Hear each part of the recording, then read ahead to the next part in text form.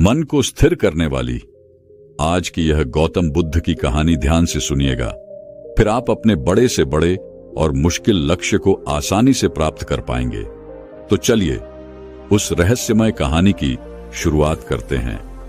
एक बार गौतम बुद्ध के पास एक राजकुमार आता है और कहता है, बुद्ध, आप हमेशा सबसे कहते रहते हैं कि ध्यान करो, लेकिन ध्यान करना तो दूर की बात है। मैं तो कुछ समय के लिए आंख बंद करके शांति से बैठ भी नहीं पाता हूं। मेरा मन इतना अशांत है कि यह हर समय भटकता रहता है। मैं जब भी ध्यान करने बैठता हूं तो मेरे अंदर विचारों के तूफान बढ़ने लगते हैं, लोगों के बारे में, अपने साथ बीती घटनाओं के बारे में, अपने भविष्य के बारे में, और ऐसे ही ना जाने कितने सारे अजीबोगरीब विचार मेरे मन में लगातार उठने लगते हैं। मैं इन्हें रोकने की बहुत कोशिश करता हूं, लेकिन जब रोक नहीं पाता तो बेचैन होकर ध्यान से उठ जाता हूं। बुद्ध, आप मेरी इस समस्या का कोई समाधान बताएं। बुद्ध ने कहा, मैं क्या समाधान बता सकता हूं? सोचो, तुम्हारा ही मन है, लेकिन यह तुम्हें कुछ देर तक आंख बंद करके बैठने भी नहीं देता है। कितना आजाद कर रखा है तुमने इसे? राजकुमार ने कहा। बुद्ध, मैंने बहुत सोचा, लेकिन मुझे अपनी इस समस्या का कोई समाधान समझ नहीं आया, इसीलिए मैं आपके शरण में आया हूं। अब आप ही कोई रास्ता दिखाएं। बुद्ध ने कुछ देर तक राजकुमार के चेहरे की तरफ बड़े ध्यान से देखा और फिर कहा, ठीक है, तुम ये 4 आदतें छोड़ दो और फिर तुम्हारा मन लगने लगेगा। राजकुमार पूरे ध्यान लगाकर बुद्ध की बातें सुनने लगा। बुद्ध ने कहा, पहली आदत, दूसरों के मन को पढ़ना छोड़ दो। तुम और तुम्हारे जैसे ज्यादातर लोग यही गलती कर रहे हैं कि वह दूसरों की मन की बातों को पढ़ने का प्रयास कर रहे हैं। ये अच्छा, सामने वाला मेरे बारे में ऐसा सोच रहा है, और यही एक आदत तुम्हें सबसे ज्यादा आसान और परेशान रख रही है। और ज्यादातर मौकों पर लोग दूसरों की मन की बातों को गलत और नकारात्मक तरीके से ही पढ़ते हैं। जैसे कि लोग अक्सर सोचते हैं कि दूसरे लोग उनकी तरक्की से जलते हैं, उसे नीचा दिखाना चाहते हैं, उसे पसंद नहीं करते, उसकी मदद नहीं करना चाहते, और ऐसी ही न जाने कितनी सारी नकारात्मक बातें ये लोग दूसरों के प्रति अपने अंदर बैठा लेते हैं। फिर उनके बारे में ही सोचते रहते हैं, उनसे बदला लेने के तरीके सोचते रहते हैं, उन्हें नीचा दिखाने के मौके ढूंढते रहते हैं, और दूसरों के प्रति यही नकारात्मक सोचना इन्हें दुखी करती है। और फिर ये लोग अशांत महसूस करते हैं। इसीलिए दूसरे लोग क्या सोच रहे हैं इसका अनुमान लगाना बंद करो। दूसरे लोगों के विचारों को पढ़ने की कोशिश करना बंद करो। अगर पढ़ना ही है तो खुद के विचारों को पढ़ना शुरू करो कि तुम्हारे अंदर क्या चल रहा है। कहीं तुम नकारात्मक सोच, शिकायत या बुराई करने जैसी आदतों के शिकार तो नहीं हो रहे हो? बुद्ध ने कहा, दूसरी आदत यह सोचना कि यह असफल हो गया तो लोग हंसेंगे। हंसने दो लोगों का, असफलता पर हंसना तो लोगों का धर्म है। क्योंकि अगर तुम सफल हो जाते तो यही तो वो लोग हैं जो तुम्हारी तारीफ करते, तुम्हें सम्मान देते, तुम पर गर्व करते। अगर तुम अपने सफल होने पर दूसरों से तारीफ की उम्मीद करते हो तो अपनी असफलता पर उनके हंसने से तुम्हें दुखी नहीं होना चाहिए। और समस्या ही यही है कि हम इंसान असफलता को बुरा मानते हैं, जबकि असफल होना सफल होने से भी ज्यादा जरूरी है। क्योंकि बिना असफल हुए मेरी सफलता इंसान के अंदर घमंड और दूसरों को खुद से छोटा समझने की भावना पैदा करती है, जबकि असफलता हमें विनम्र रहना, धैर्य रखना और लगातार प्रयास करना सिखाती है। इसीलिए असफलता को बुरा मत समझो। और अगर तुम्हारे काम में असफल होने की संभावना नहीं है तो इसका अर्थ है कि तुमने अपना लक्ष्य अपनी क्षमताओं से छोटा बनाया है। और अगर लोग तुम पर हंस नहीं रहे, तुम्हें ताने नहीं मार रहे, तुम्हारी बुराई नहीं कर रहे, तो तुम अंदर से मरे हुए हो। तुम अपनी मानसिक सीमाओं से बाहर जाकर कुछ नया करने का प्रयास नहीं कर रहे हो। क्योंकि असफल भी वही होता है जो कुछ नया करने का प्रयास करता है। और एक बात हमेशा याद रखना, अगर तुम्हारे अंदर असफल होने का साहस नहीं है तो तुम कभी भी वह बड़ा लक्ष्य हासिल नहीं कर सकते जो तुम करना चाहते हो। इसीलिए असफल होने और लोगों के हंसने से ही डरना बंद कर दो। दोस्तों, अगर आपको भी यह सफलता से डर लगता है, और अगर आप भी सिर्फ इस डर से कुछ नया करने का प्रयास नहीं कर रहे कि अगर मैं फेल हो गया तो लोग क्या कहेंगे, लोग मुझ पर हंसेंगे, मेरा मजाक बनाएंगे। बुद्ध ने आगे कहा, तीसरी आदत, समय को काटना छोड़ दो। लोगों को लगता है कि वह समय को काट रहे हैं, लेकिन असल में समय हर पल उन्हें काट रहा है। लोगों के द्वारा समय को व्यर्थ के कामों में बर्बाद करने का केवल एक ही कारण है, और वह यह है कि उन्हें लगता है कि उनके पास बहुत समय है, जबकि सच्चाई यह नहीं है, क्योंकि उनसे पहले वाले लोगों को भी यही लगता था कि उनके पास बहुत समय है, लेकिन उन्हें पता नहीं चल पाया कि कब समय बीत गया और उनका बुलावा आ गया। और जब तक उन्हें अपनी गलती का एहसास हुआ, तब तक समय उनके हाथ से निकल चुका था। बस पश्चाताप रह गया था कि सारा जीवन व्यर्थ के कामों में बर्बाद कर दिया, और फिर वह चले गए इस दुनिया से बिना खुद को जाने, बिना इस जीवन की सच्चाई को समझे। इसीलिए जब तक यह जीवन है, इसे सार्थक कामों में लगाओ, खुद को जानने में, दूसरों की मदद करने में, लोगों को सही रास्ता दिखाने में, मानवता के कल्याण में। और दूसरी बात, समय को बर्बाद करने से आज तक किसी को खुशी नहीं मिली है। हालांकि समय काटने से तुम्हें थोड़ी खुशी तो महसूस हो सकती है, लेकिन जब तुम्हें होश आता है और तुम देखते हो कि कितना सारा समय बर्बाद किया जा चुका है, तब तुम्हें खुद पर क्रोध आता है और तुम पश्चाताप व आत्मग्लानि के भाव से भर जाते हो। और फिर यही आत्मग्लानि और पश्चात आपका भाव तुम्हारे अंदर तनाव पैदा करता है और तुम अशांत हो जाते हो और लगातार अपनी उस गलती के बारे में सोचते रहते हो। फिर तुम्हारा किसी भी काम में मन नहीं लगता और तुम उदास रहने लगते हो, और यह चक्र लगातार चलता रहता है, जिसकी शुरुआत हुई थी समय को काटने से। इसीलिए समय को काटना बंद करो और वह करना शुरू करो जो जरूरी है। बुद्ध ने कहा, चौथी आदत यह सोचना छोड़ दो कि मुझसे बड़े बड़े लोग नहीं कर पाए तो मैं कैसे कर पाऊंगा। असल में दूसरों से खुद के किसी भी चीज में तुलना करना ही व्यर्थ है।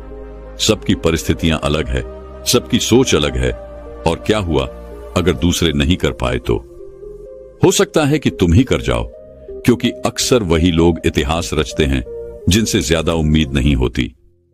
और फिर हो सकता है कि जिसे तुम बड़ा समझ रहे थे, जिसके लिए तुम सोच रहे थे कि उसने बहुत मेहनत की है, बहुत प्रयास किया है, उसने कभी उतना प्रयास किया ही ना हो, केवल मेहनत करने का दिखावा किया हो।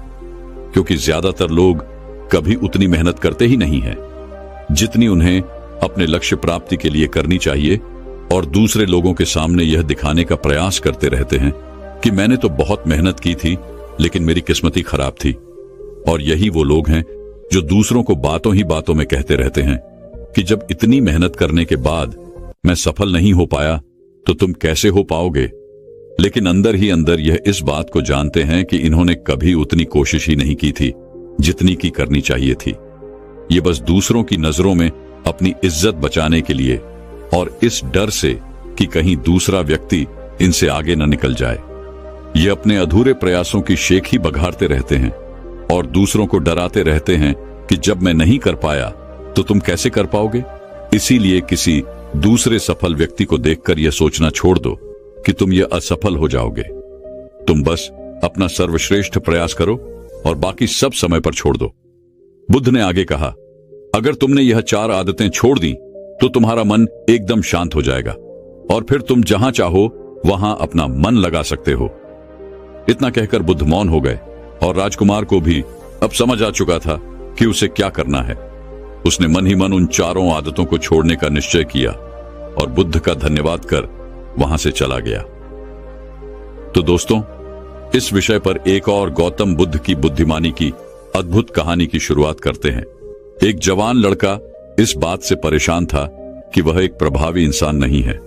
वह बहुत कोशिश करने के बाद भी अपनी बातों, अपने काम और हाव भाव से लोगों को प्रभावित नहीं कर पा रहा था। उसकी बहुत इच्छा थी कि वह एक ऐसा इंसान बने जिसे सब पसंद करे, जिसकी सब बात माने, जिसके साथ सब काम करना चाहे और अपना समय बिताना चाहे। लेकिन उसके साथ सब कुछ इसका उल्टा ही हो रहा था। न तो कोई उसके साथ समय बिताना पसंद करता था और न ही कोई उसकी बातों को गंभीरता से लेता था। कुल मिलाकर लोगों के बीच वह लड़का एकदम प्रभावी नहीं था। उसके उपस्थित होने या ना होने से किसी को कुछ खास फर्क नहीं पड़ता था। इन सब घटनाओं की वजह से उसका आत्मविश्वास भी दिनों दिन कम होता जा रहा था। अपनी ऐसी हालत को देखकर वह लड़का बहुत ही उदास और परेशान रहने लगा। जिस नगर में वह लड़का रहता था, उसी नगर के बाहर एक बौद्ध भिक्षु भी रहा करते थे। वह बौद्ध भिक्षु अपने प्रभावशाली व्यक्तित्व के लिए प्रसिद्ध था। जो भी उनसे मिलता वह उनसे प्रभावित हुए बिना न रह पाता। उनके बात करने का तरीका, उनके हाव भाव, उनका लोगों को समझना और समझाने का तरीका बहुत ही प्रभावी और आकर्षक था। सभी कहते थे कि वह एक बहुत ही प्रभावशाली व्यक्ति हैं, जिनके व्यक्तित्व में ऐसा जादू है जो किसी को भी मंत्र मुक्त कर देता है। एक शाम वह लड़का उदास मन के साथ तालाब के किनारे बैठा हुआ था कि तभी उसका एक मित्र उसके पास आता है और कहता है, मित्र, मुझे तुम्हारी समस्या का समाधान मिल गया। यह सुनकर के लड़का बहुत खुश हो जाता है और पूछता है, क्या समाधान है? तब उसका मित्र बताता है कि मुझे एक ऐसे बौद्ध भिक्षु के बारे में पता चला है जो एक प्रभावशाली व्यक्तित्व की ध्वनि है और मुझे पूरा भरोसा है कि उनके पास मेरी इस समस्या का समाधान जरूर होगा। ये सुनकर लड़का भी मित्र की बात से सहमत हो जाता है और अगली सुबह वह दोनों बौद्ध भिक्षुओं के पास पहुंचते हैं। लड़का बौद्ध भिक्षु को अपनी सारी समस्या बताता है कि कैसे वह एक प्रभावशाली इंसान बनना चाहता है, लेकिन बहुत कोशिश करने के बाद भी मैं ऐसा इंसान नहीं बन पाऊं। भिक्षु ने लड़के की बात पूरे ध्यान से सुनी और फिर कहा, तो तुम चाहते क्या हो? लड़के ने कहा, लोग कहते हैं कि आपका व्यक्तित्व बहुत ही प्रभावशाली है, तो मैं आपकी तरह ही अपना व्यक्तित्व भी प्रभावशाली कैसे बना सकता हूं?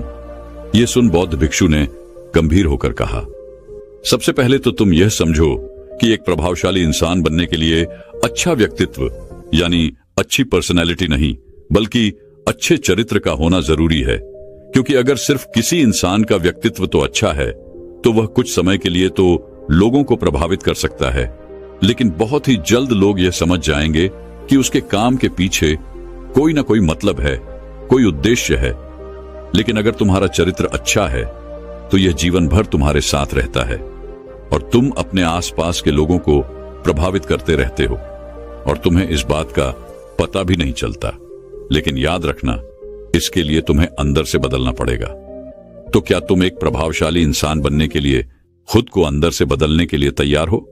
लड़के ने कहा, जी महात्मा, मैं पूरी कोशिश करूंगा। बौद्ध भिक्षुओं ने कहा, एक प्रभावशाली इंसान के अंदर 7 आदतें होती हैं जो तुम्हें अपनानी पड़ेगी।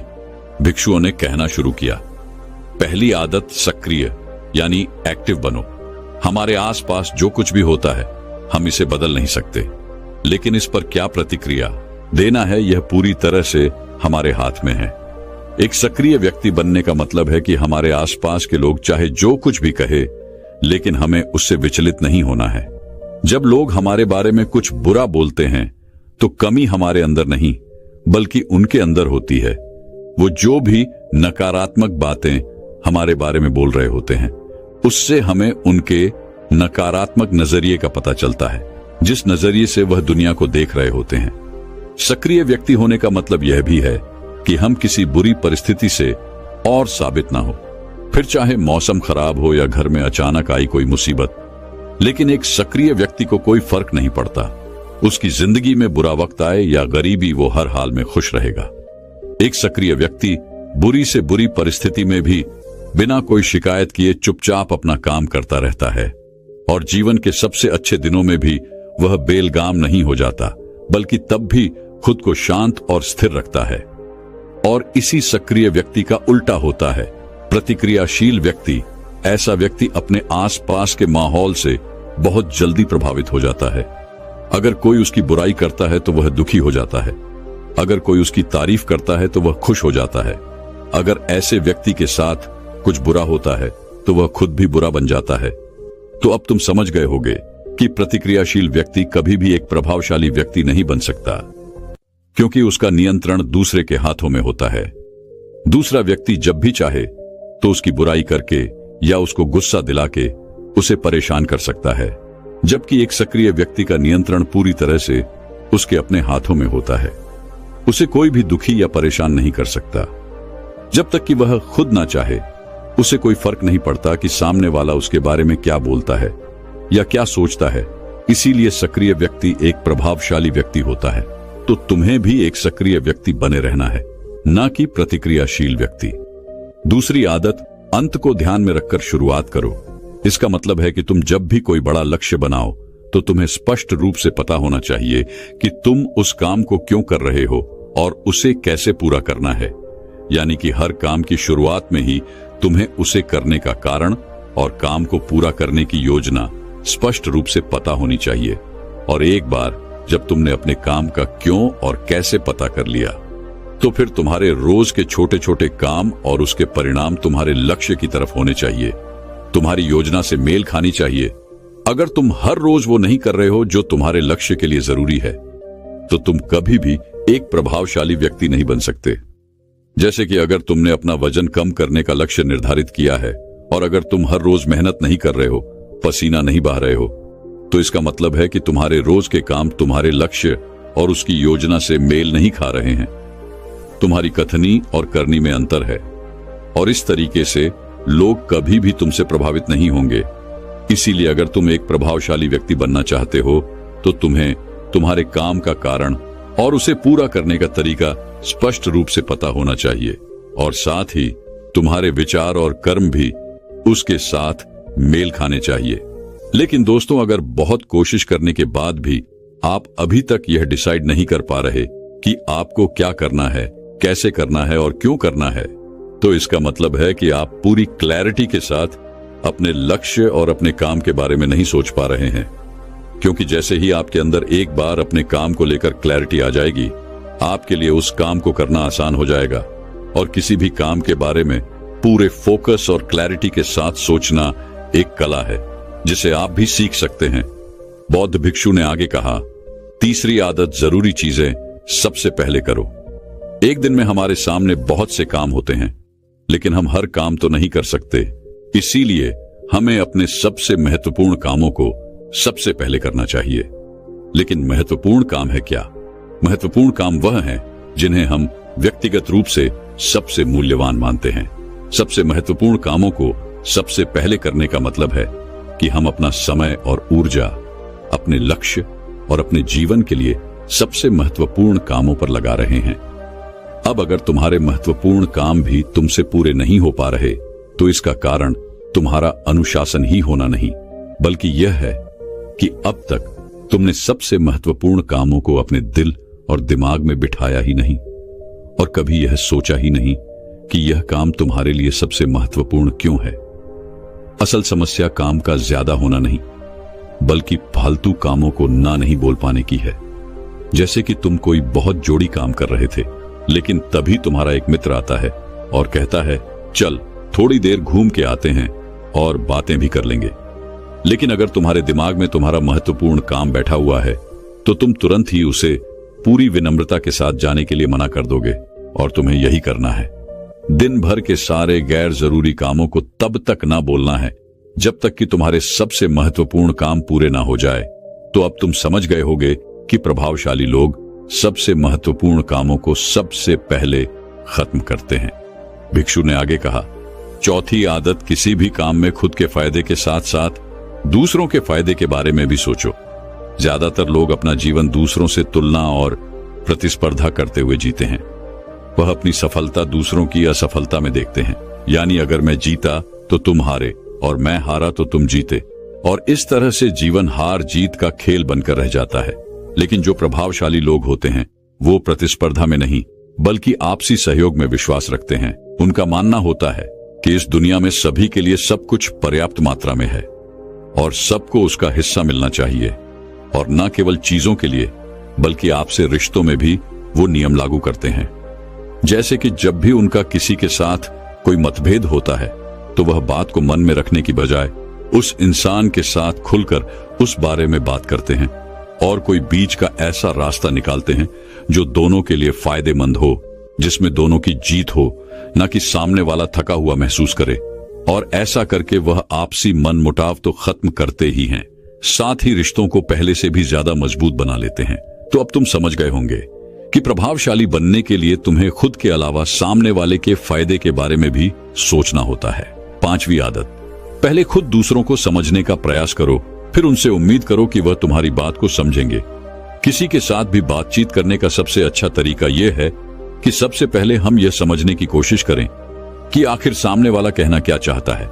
बल्कि मैं तो कहूंगा कि किसी भी इंसान की बात को सुनने और समझने का सबसे अच्छा तरीका है कि हम खुद को उसकी जगह पर रखकर सोचें। तब जाकर हम सही तरीके से समझ पाएंगे कि आखिर सामने वाला हमसे कहना क्या चाहता है। जब हम किसी की बात को ध्यान से सुनते ही नहीं, तब हम उसकी भावनाओं को समझे बिना ही उसे सलाह देने लग जाते हैं।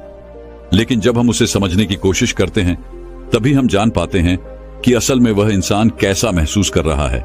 और जब हम इस तरीके से किसी की बात सुनते हैं, तब जाकर हम उस इंसान को कुछ अच्छी सलाह दे पाएंगे या सच में उसकी कुछ मदद कर पाएंगे। ज्यादातर लोग बातचीत के दौरान सिर्फ यही कहते रहते हैं कि अगर तुम्हारी जगह मैं होता तो ऐसा करता, या फिर एक बार मेरी बात मानकर तो देखो।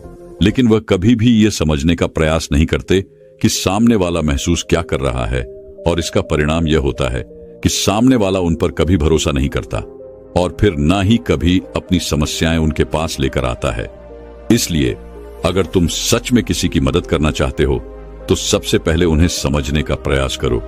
ऐसा करके तुम उनका विश्वास जीत पाओगे और उन्हें इस बात का भरोसा हो जाएगा कि तुम्हारे काम के पीछे किसी भी प्रकार का कोई लाभ या उद्देश्य नहीं है। तुम तो बस उनकी मदद करना चाहते हो, और फिर इस तरीके से वह भी तुम्हें समझना शुरू कर देंगे। और यही है बहुत सारे इंसान जोड़ने का 5वां नियम। भिक्षु ने कहा, छठा नियम, प्रभावशाली लोग आपसी तालमेल और सहयोग के साथ काम करते हैं। वह लोग जो दूसरों को प्रभावित करते हैं इस बात को अच्छे से समझते हैं कि दो दिमाग हमेशा ही एक दिमाग से बेहतर होते हैं। इसीलिए वह एक दूसरे का सहयोग करके किसी भी समस्या का समाधान निकालने की कोशिश करते हैं। लेकिन इंसानी स्वभाव के कारण आपसी तालमेल बिठाना इतना आसान नहीं होता, क्योंकि सबके अनुभव और दुनिया को देखने का दृष्टिकोण अलग अलग होता है। और प्रभावशाली लोग इस बात को भी समझते हैं। इसीलिए वह एक दूसरे के विचार और दृष्टिकोण को समझने और स्वीकारने का प्रयास करते हैं और आपसी मतभेद को भुलाकर साथ काम करते हैं, क्योंकि वो समझते हैं कि हर इंसान का अपना अनुभव, सोच और विशेषताएं होती हैं। और जब अलग अलग खूबियों, अनुभवों और सोच वाले इंसान एक साथ मिलकर काम करते हैं तो एक इंसान की तुलना में उस काम का परिणाम कहीं ज्यादा अच्छा और नया होता है। इसीलिए बहुत सारे लोग अलग अलग सोच रखने वाले लोगों के साथ मिलजुल कर काम करना पसंद करते हैं, ताकि वह नई चीज सीख सकें और कुछ नया और सबसे अलग अनुभव पा सकें। भिक्षु ने आगे कहा, और प्रभावी लोगों की अंतिम आदत होती है कि वह खुद को शारीरिक, मानसिक, भावनात्मक और आध्यात्मिक रूप से तरोताजा रखने के लिए रोज कुछ न कुछ करते हैं। प्रभावशाली लोग इस बात को अच्छे से समझते हैं कि अगर उनके जीवन में कोई सबसे महत्वपूर्ण चीज है तो वह है उनका शरीर और उनका दिमाग, और वो इसे मजबूत और तरोताजा रखने के लिए रोज कुछ नया सीखते और करते हैं। अपने शरीर को मजबूत और स्वस्थ रखने के लिए वह हर रोज कोई ना कोई शारीरिक गतिविधि करते हैं, जैसे कसरत या योगाभ्यास। अपने दिमाग को नई जानकारी से भरने के लिए वह रोज कुछ ना कुछ नया सीखते या पढ़ते रहते हैं। इसके लिए वह किताबें पढ़ते हैं, नए लोगों से बात करते हैं या फिर नई नई जगहों पर घूमने जाते हैं। प्रभावशाली लोग प्रभावी भी इसीलिए होते हैं क्योंकि वह जीवन भर कुछ न कुछ सीखते ही रहते हैं, खुद को नई जानकारी देते ही रहते हैं। भावनात्मक रूप से खुद को तरोताजा रखने के लिए ये लोग ध्यान या एकांत का सहारा लेते हैं। कई बार खुद के अंदर नयापन लाने के लिए ये लोग खुद को कुछ दिनों के लिए बाहरी दुनिया से काट लेते हैं। इसके अलावा ये लोग आध्यात्मिक रूप से भी सक्रिय होते हैं। इसके लिए यह लोग जिस भी भगवान में आस्था रखते हैं उसकी पूजा पाठ और आराधना इत्यादि करते हैं। साधारण शब्दों में कहें तो प्रभावशाली लोग लगातार खुद में सुधार लाते रहते हैं और अपने शरीर, मन और आत्मा को तरोताजा रखते हैं। और अगर ध्यान से देखा जाए तो सारी आदतों में से ये 7वीं आदत सबसे ज्यादा जरूरी और प्रभावी है, क्योंकि इसके बिना बाकी की 6 आदतें हैं उतनी प्रभावी नहीं रह जाएंगी जितनी उन्हें होना चाहिए। और कोई भी इंसान कितना भी प्रभावशाली क्यों ना हो, लेकिन अगर वो खुद को शारीरिक, मानसिक, भावनात्मक और आध्यात्मिक रूप से तरोताजा नहीं रखता तो धीरे धीरे उसका प्रभाव होना शुरू हो जाएगा। तो ये थी एक प्रभावशाली इंसान बनने की 7 आदतें जिन्हें अपनाकर कोई भी इंसान प्रभावशाली बन सकता है। बौद्ध भिक्षु की ये सारी बातें सुनने के बाद अब उस लड़के को भी ये भरोसा हो गया था कि इन 7 आदतों को अपनाने के बाद वो भी एक प्रभावशाली इंसान बन सकता है। इसके लिए उसने उन बौद्ध भिक्षुओं का धन्यवाद किया और खुशी खुशी अपने मित्र के साथ वहां से चला गया। दोस्तों, मैं उम्मीद करता हूं कि ये कहानी सुनने से आपके जीवन में अच्छे बदलाव आए होंगे। आपको इस वीडियो से क्या सीखने मिला ये कमेंट करके जरूर बताइए और अपने परिवार, दोस्तों या आपके करीबी इंसान के साथ ये कहानी शेयर करके उन्हें भी इस ज्ञान से परिचित करवाए। कहते हैं कि बुद्धि बाजार में नहीं बिकती है, ये सही बात है। अगर यह बिकने वाली चीज होती तो संसार में जो सबसे धनी व्यक्ति हैं उनके पास ही बुद्धि होती। धन से हम बुद्धि को नहीं खरीद सकते, लेकिन बुद्धि से हम बहुत सारा धन कमा सकते हैं। तो आज हम इस वीडियो में ये जानेंगे कि जिन लोगों में यह 12 लक्षण है वह एक बुद्धिमान व्यक्ति है, और जिन लोगों में यह 12 लक्षण नहीं है वो इनको अपनाकर बुद्धिमान बन सकता है। बहुत समय पहले की बात है, एक बार गुरु अपने आश्रम में शिष्यों को प्रवचन दे रहे थे। वो उन्हें बुद्धि की महत्वता के बारे में समझा रहे थे। वो कह रहे थे कि जो मनुष्य बुद्धिमान होता है वो जीवन में कभी भी नहीं हारता है। वो हर परिस्थिति का डटकर सामना करता है। उसे कठिन से कठिन परिस्थिति भी विचलित नहीं कर सकती है। वहीं एक मूर्ख व्यक्ति जो होता है वो थोड़ी सी कठिन परिस्थिति आने पर भी विचलित हो जाता है और हार मान बैठता है। मूर्ख व्यक्ति को यह संसार और ज्यादा मूर्ख बनाता है, उनका खूब फायदा उठाता है। वही बुद्धिमान व्यक्ति किसी के झांसे में नहीं आते हैं, लोग उनका आसानी से फायदा नहीं उठा सकते। इसीलिए आप सभी को बुद्धिमान व्यक्ति जरूर बनना चाहिए, क्योंकि यह संसार बहुत नीच है, बहुत मतलबी है। यह बुद्धिहीन व्यक्तियों को जीने नहीं देता। इसीलिए अगर आपको धोखे, फरेब या फिर किसी के द्वारा इस्तेमाल हुए जाने से बचना है तो आपको बुद्धिमान बनना पड़ेगा।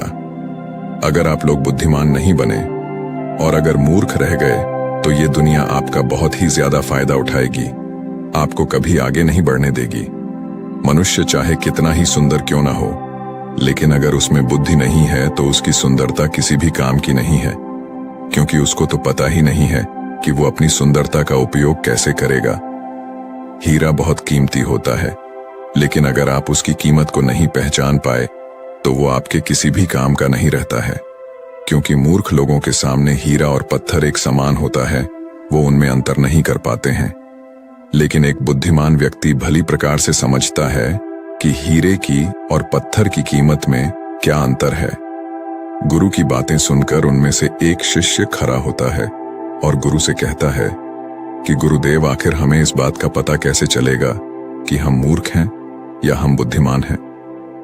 शिष्य की बात सुनकर गुरु मुस्कुराते हैं और उसे कहते हैं कि बेटा, आज मैं तुम्हें बुद्धिमान लोगों के 12 लक्षणों के बारे में बता रहा हूं। अगर यह लक्षण हमारे भीतर है तो तुम एक बुद्धिमान व्यक्ति हो, और अगर यह लक्षण तुम्हारे अंदर नहीं है तो इन्हें अपनाकर तुम बुद्धिमान व्यक्ति बन सकते हो।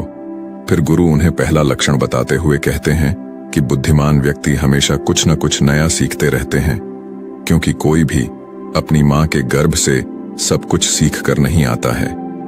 उसे इस संसार में जन्म लेने के बाद ही कुछ न कुछ सीखने को मिलता है, और जो मनुष्य अपने जीवन में सीखता रहता है वो कभी नहीं हारता है, क्योंकि जीवन में सीखी गई कोई भी चीज बेकार नहीं जाती है। हर चीज का अपना एक अलग महत्व है। इसीलिए जब भी हम कुछ सीखते हैं तो वो हमारे जीवन में कभी न कभी अवश्य काम आती है। जरूरी नहीं कि हम विद्यालय में या फिर गुरुकुल में ही कुछ नया सीखें। हम किसी से कुछ भी सीख सकते हैं। हमें एक भिखारी से भी एक बहुत कुछ सीखने को मिलता है। हमें सफल लोगों से भी बहुत कुछ सीखने को मिलता है, तो हमें असफल लोगों से भी बहुत कुछ सीखने को मिलता है। हर चीज, हर वस्तु, हर मनुष्य हमें कुछ न कुछ सिखाता है। अगर हम सभी चीजों को सही तरीके से सीख लें तो हम अपने जीवन में बहुत उन्नति कर सकते हैं। जैसे एक सफल व्यक्ति से हम यह सीख सकते हैं कि वह सफल कैसे बना, उसने किन किन तरीकों को अपनाया। वहीं असफल व्यक्ति से हम यह सीख सकते हैं कि वो असफल क्यों हुआ, आखिर उसने ऐसा क्या किया जो वो सफलता प्राप्त नहीं कर पाया। फिर उससे सीखकर हम वो गलती नहीं करेंगे। हमारा जीवन इतना बड़ा नहीं है कि हम खुद गलती करें और फिर उससे सीख लें। इसीलिए हमें दूसरों की गलतियों से भी सीखना चाहिए, जिसके कारण हम फिर वो गलती न करें। फिर गुरु उन्हें दूसरा लक्षण बताते हुए कहते हैं कि बुद्धिमान लोग समय का सही सदुपयोग करते हैं। बेटा, जिसने समय को साध लिया, समय के अनुरूप अपने आप को ढाल लिया, उसने समझो अपने जीवन के जीने का मंत्र जान लिया। समय एक अमूल्य धन है। समय की अहमियत हमें जिंदगी में सफलता की ओर लेकर जाती है। समय एक बार चला गया तो वापस नहीं लौटता। इस दुनिया में समय से अधिक मूल्यवान न ही पैसा है, न ही ताकत है, क्योंकि जब समय हमारा साथ नहीं देता है तो ये बाकी चीजें हमारे किसी काम की नहीं है। जीवन जीने के लिए दुनिया में सभी को बराबर समय दिया गया है, लेकिन हर व्यक्ति इसका उचित उपयोग नहीं कर पाता है। समय हमारे जीवन का एक महत्वपूर्ण हिस्सा है और समय के बिना तो जीवन की कल्पना भी नहीं की जा सकती है। अगर समय रुक जाए तो यह संपूर्ण प्रकृति चक्कर ही रुक जाएगा। बुद्धिमान लोग दुनिया में अलग काम नहीं करते, वो बस उस काम को अलग तरीके से करते हैं। वे लोग अपने समय के प्रत्येक हिस्से को जरूरी कामों में इस्तेमाल करते हैं। दुनिया में असफलता का कारण है समय पर सही कार्य नहीं करना। अगर आप भी अपने जीवन में कुछ बनना चाहते हैं तो सबसे पहले आप अपना लक्ष्य निर्धारित करें और समय का सदुपयोग करते हुए उसी के अनुरूप कार्य करें। समय का महत्व पूरे संसार के जीव, जंतुओं और मनुष्य के लिए एक ही है, क्योंकि समय ही एक ऐसी वस्तु है जिसे आप एक बार खो देते हैं तो किसी भी कीमत पर उसे आप वापस प्राप्त नहीं कर सकते। इसीलिए सभी लोगों को समय के महत्व को समझना चाहिए, इसका सदुपयोग करना चाहिए। ये बात तो हम सभी जानते हैं कि समय सफलता की कुंजी है, लेकिन हमारे जीवन की सफलता इस बात पर निर्भर करती है हम अपने समय का उपयोग किस प्रकार कर रहे हैं। समय तो बिना किसी की प्रतीक्षा करे लगातार अपनी रफ्तार से चला जा रहा है।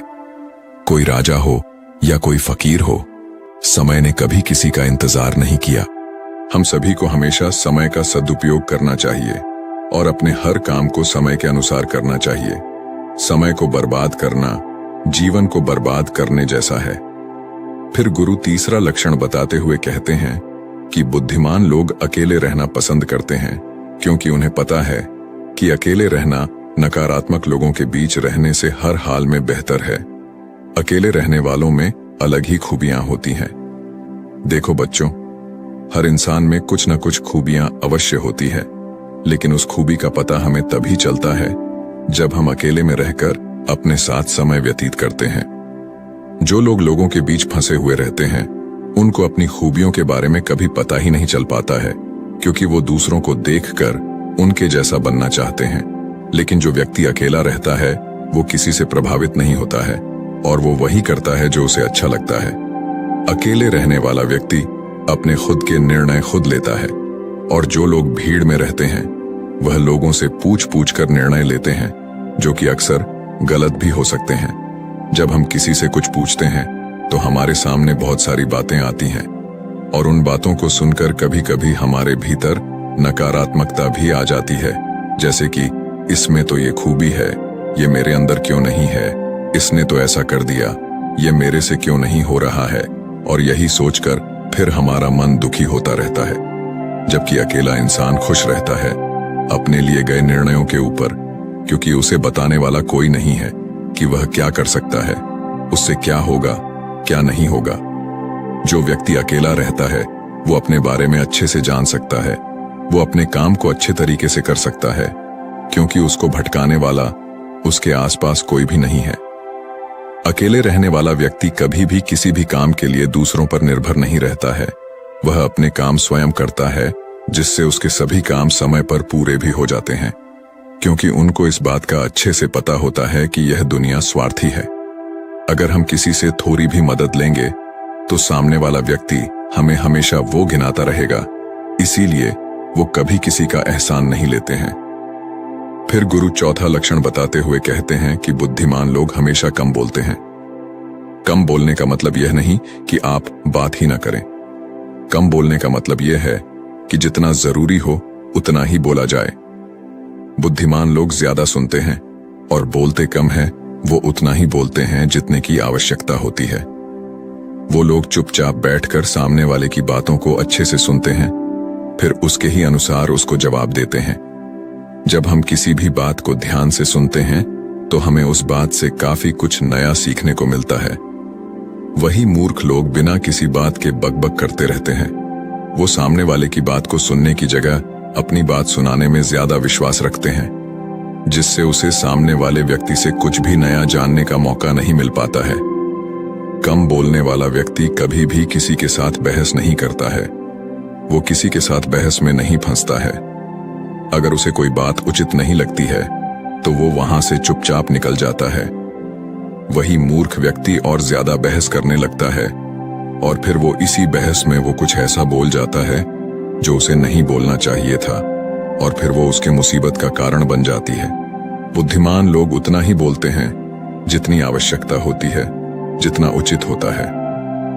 वो कम शब्दों में अपनी बात को पूरा कर देते हैं, जिससे सामने वाले व्यक्ति उसकी बातों को ज्यादा ध्यानपूर्वक सुनते हैं। वही मूर्ख व्यक्ति एक ही बात को बार बार बोलता रहता है, बार बार बोलता रहता है, जिससे लोग उसकी बात पर ध्यान नहीं देते हैं और न ही उसकी बात को सुनना पसंद करते हैं। शब्द वो हथियार है जिससे हम लोगों को अपनी तरफ आकर्षित करते हैं। शब्दों के साथ खेलकर हम किसी का भी मन जीत सकते हैं और ये कला बुद्धिमान लोगों में बखूबी होती है। फिर गुरु पांचवा लक्षण बताते हुए कहते हैं कि बुद्धिमान लोग अपने मन की बात भी किसी को नहीं बताते हैं, क्योंकि वो इस बात को अच्छी तरीके से जानते हैं कि आज जो हमारा मित्र है वो कल हमारा शत्रु भी बन सकता है। इसीलिए वह अपने खुद की बातें, अपनी कमजोरियां, अपने घर परिवार की बातें किसी को नहीं बताते हैं। वही मूर्ख लोग अपने मन की बातें, अपने घर परिवार की बातें और ऐसी बातें जो उन्हें गुप्त रखनी चाहिए, उन्हें भी वो अपने मित्रों को, पड़ोसियों को, रिश्तेदारों को बता देते हैं और फिर बुरा समय आने पर धोखे का शिकार हो जाते हैं और फिर वो उसके लिए दूसरों को दोष देते रहते हैं, जबकि उन्होंने ही उन लोगों को मौका दिया है। जबकि बुद्धिमान व्यक्ति कभी भी अपनी कमजोरियों को दूसरों के सामने उजागर नहीं करते हैं, क्योंकि उन्हें अच्छे से पता है कि लोग कभी भी हमारी कमजोरी का फायदा उठा सकते हैं, क्योंकि यह संसार बड़ा स्वार्थी है। यहाँ पर लोग एक दूसरे की कमजोरियों का फायदा भी उठाते रहते हैं। लोग साथ कम देते हैं और धोखे ज्यादा देते हैं। ऐसे बहुत ही कम लोग होते हैं जो दूसरों की कमजोरी और मजबूरी जानकर उसका फायदा नहीं उठाते। फिर गुरु छठा लक्षण बताते हुए कहते हैं कि बुद्धिमान व्यक्ति अपना एक लक्ष्य निर्धारित करके रखते हैं और वह निरंतर सिर्फ उसी पर काम करते रहते हैं। वहीं मूर्ख लोग अपने अधिकतर कामों के लिए दूसरों पर निर्भर रहते हैं। वो ये उम्मीद लगाकर जाते हैं कि मेरे इस काम को वो पूरा कर देगा, और जब उनका काम समय पर पूर्ण नहीं होता है तो वह चिंता में पड़ जाते हैं, दुखी हो जाते हैं और उनका पूरा काम बिगड़ जाता है। इस संसार में किसी के पास भी इतना समय नहीं है कि वह दूसरों के काम को पूरा करे। सभी लोग अपने अपने कार्यों में व्यस्त रहते हैं। अगर आप उम्मीद खुद से रखोगे तो आपका हर काम समय पर पूरा होगा, और अगर दूसरों से रखोगे तो सारे काम अधूरे रह जाएंगे। बुद्धिमान लोग कभी किसी का एहसान नहीं लेते हैं और न ही किसी से उम्मीद रखते हैं। वो अपने काम स्वयं पूरे करते हैं। फिर गुरु अगला लक्षण बताते हुए कहते हैं कि बुद्धिमान लोग सदैव तनाव, क्रोध और चिंता से दूर रहते हैं। क्रोध मनुष्य का सबसे बड़ा शत्रु होता है और क्रोध में लिया गया हर फैसला गलत होता है। क्रोध में मनुष्य अपने आप में नहीं रहता है। वो ऐसे ही गलत काम कर बैठता है जिसका पछतावा उसे क्रोध खत्म होने के बाद होता रहता है। इसीलिए बुद्धिमान व्यक्ति हमेशा अपने क्रोध पर नियंत्रण रखता है। वही मूर्ख लोग छोटी छोटी बातों पर क्रोध करने लगते हैं और अपने क्रोध के चलते कुछ ऐसी गलतियां कर बैठते हैं जिनका पछतावा उन्हें पूरी जिंदगी होता रहता है। बुद्धिमान व्यक्ति कभी भी अतीत व भविष्य के बारे में नहीं सोचता है। वह सदैव वर्तमान में रहकर अपने जीवन का आनंद लेता है। वो कभी किसी बात की चिंता नहीं करता। वो सिर्फ और सिर्फ अपने कर्म पर ध्यान देता है। वो बिना बात के चिंता और तनाव में अपना समय बर्बाद नहीं करता, क्योंकि उसे भी पता है कि चिंता करने से कुछ नहीं होने वाला। जो होना था हो गया और जो होना है होकर रहेगा। जो मनुष्य छोटी छोटी बात पर चिंतित हो जाता है और तनाव में आ जाता है, उसका जीवन मुश्किलों और परेशानियों से भर जाता है। मूर्ख लोग सदैव अतीत व भविष्य के बारे में सोच सोच कर चिंतित रहते हैं, जिसके कारण वो अपने वर्तमान पर ध्यान ही नहीं दे पाते हैं और धीरे धीरे उनकी चिंता उन्हें चिता तक लेकर जाती है और फिर उनका पूरा जीवन नष्ट हो जाता है। फिर गुरु अगला लक्षण बताते हुए कहते हैं कि बुद्धिमान लोग कभी भी किसी पर आंख बंद करके विश्वास नहीं करते। वो सबसे पहले अपनी बुद्धि के बल पर चीजों और घटनाओं को जांचते हैं, परखते हैं। वो सत्य की तह तक पहुंचते हैं और फिर उसके बाद ही उस पर विश्वास करते हैं। फिर सामने वाला चाहे कितनी ही मीठी मीठी बातें क्यों ना कर ले, उसको बहकाने का चाहे कितना ही प्रयास क्यों ना कर ले, लेकिन एक बुद्धिमान व्यक्ति तब तक उसकी बातों पर विश्वास नहीं करता जब तक कि सामने वाले व्यक्ति की करनी और कठिनी में उसे समानता दिखाई नहीं देती। बुद्धिमान व्यक्ति तथ्यों और सबूतों पर विश्वास करता है। वो अपनी आंखों से देखी और कानों से सुनी हुई बातों पर ही विश्वास करता है। वह लोगों की बातों की बजाय अपने कर्मों पर ध्यान देता है। इसलिए ऐसे व्यक्ति को जल्दी से कोई धोखा नहीं दे सकता। वहीं मूर्ख व्यक्ति बिना सोचे समझे किसी की भी बात पर विश्वास कर लेते हैं, जिस कारण कोई भी व्यक्ति उन्हें मूर्ख बना देता है और उसका फायदा उठा लेता है या फिर उनसे गलत काम भी करवा देता है, उसे किसी के भी खिलाफ भड़का देता है। फिर गुरु अगला लक्षण बताते हुए कहते हैं कि बुद्धिमान व्यक्ति आलस और टाल मटोल को अपने जीवन का सबसे बड़ा शत्रु मानते हुए उससे बड़ा दूर रहता है। इसीलिए वह खुद को कभी भी इन आदतों का शिकार नहीं होने देता है, क्योंकि यह काम को टालने की जो आदत है वो इंसान को कभी भी आगे नहीं बढ़ने देती। ये वो मानसिक बीमारी है जो कि ज्यादातर लोगों में पाई जाती है और उनकी असफलता का जो सबसे बड़ा कारण है वो यही होती है। मूर्ख व्यक्ति हमेशा हर काम में आलस कर जाते हैं। वो हर काम को कल पर टाल देते हैं, जिसकी वजह से उनका कल जो है वो कभी नहीं आता है और ऐसा करते करते उनकी आधी उम्र निकल जाती है और जब तक उन्हें होश आता है तब तक बहुत देर हो जाती है। फिर गुरु 12वां लक्षण यानी अंतिम लक्षण बताते हुए कहते हैं कि बुद्धिमान लोग असफल होने पर कभी हार नहीं मानते हैं, बल्कि वो अपनी हार को अपना हथियार बना लेते हैं और उससे सीखकर वे अपने काम में वापस जुड़ जाते हैं। वो कभी भी अतीत में मिली हुई सफलताओं के सहारे नहीं भिड़ते हैं और न ही उनका गुणगान करते हैं, क्योंकि वो इस बात को अच्छी तरीके से जानते हैं कि बीता हुआ कल और भविष्य में उन्हें वही मिलेगा जिसके लिए वो आज मेहनत करेंगे। असफलताएं बुद्धिमान लोगों को थोड़ी देर के लिए दुखी तो कर सकती हैं, लेकिन उन्हें कभी विचलित नहीं कर सकती, क्योंकि बुद्धिमान लोग यह जानते हैं कि ये सफलता कुछ भी नहीं होती है, बल्कि सफलता से पहले मिलने वाली सीख है जो उन्हें उनकी गलतियों के बारे में, उनकी कमियों के बारे में बताते हैं, जिनसे सीख लेकर वो अगली बार और भी अच्छी तरीके से तैयारी कर सकते हैं। यानी बुद्धिमान लोग जो है वो असफलताओं को सीखने का अवसर समझते हैं और इस अवसर का सदुपयोग करने का प्रयास करते हैं। वहीं मूर्ख लोग अपनी असफलताओं से घबरा जाते हैं और हार मान लेते हैं, फिर डर के मारे उस काम को वहीं पर छोड़ देते हैं, जिससे वो सफलताओं से कोसों दूर रह जाते हैं। तो दोस्तों, उम्मीद है इस वीडियो से आपको काफी कुछ सीखने को मिला होगा, और अगर कुछ सीखने को मिला हो तो हमारे इस वीडियो को लाइक, शेयर और बुद्धा स्टोरियन चैनल को सब्सक्राइब जरूर कर लीजिएगा और साथ ही कमेंट में नमो बुद्धाय जरूर लिखिएगा। धन्यवाद।